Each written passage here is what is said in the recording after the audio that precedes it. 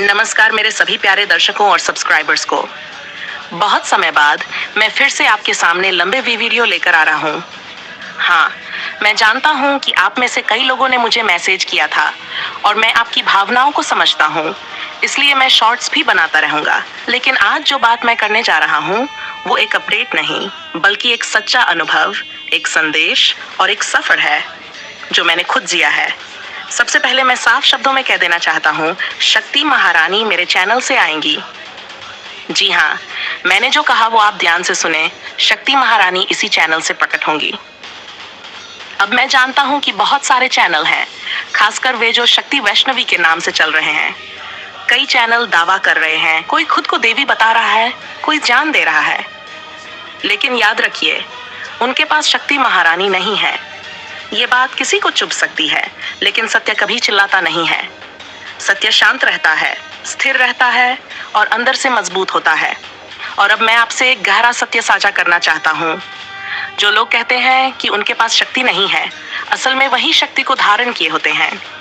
क्योंकि जिसे असली हीरा मिलता है वो उसे छुपा कर रखता है, लेकिन जिसके पास नकली हीरा होता है वो उसे सबको दिखाता है, बार बार दिखाता है, ताकि सब उसकी तारीफ करें। तो आप समझदार बनिए। हर चमक सोना नहीं होती, हर शब्द सत्य नहीं होता। मैं बिल्कुल स्पष्ट हूँ, मैं शक्ति महारानी नहीं हूँ। मेरे पास शक्ति महारानी नहीं है। मैं बस एक सामान्य इंसान हूँ, आपकी तरह। लेकिन हाँ, मेरे पास कुछ है, मेरे अनुभव, मेरी यात्रा, मेरा सच। जो कुछ भी मैंने अब तक अपने वीडियो में कहा है वो सब मेरी खुद की आंतरिक यात्रा का हिस्सा है। ना मैंने किसी की नकल की, ना किसी ग्रंथ से उठाया। ये सब मैंने अनुभव किया है। और एक बार फिर दोहराता हूँ, मैं शक्ति नहीं हूँ। मैंने कभी ये दावा नहीं किया, मैं सिर्फ एक संदेशवाहक हूँ। अब एक और बात, हाल ही में एक कमेंट आया था, शक्ति महारानी की जागरण नहीं हुई है। मैं उनसे आदरपूर्वक कहना चाहता हूँ, कृपया यदि आपको शक्ति के कार्य नहीं पता तो ऐसे मत कहिए।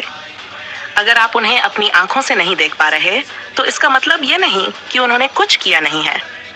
रूस में जो भूकंप आया, ज्वालामुखी फटा, तूफान और प्राकृतिक तबाही हो रही है, ये सब शक्ति महारानी की ऊर्जा का ही रूप है।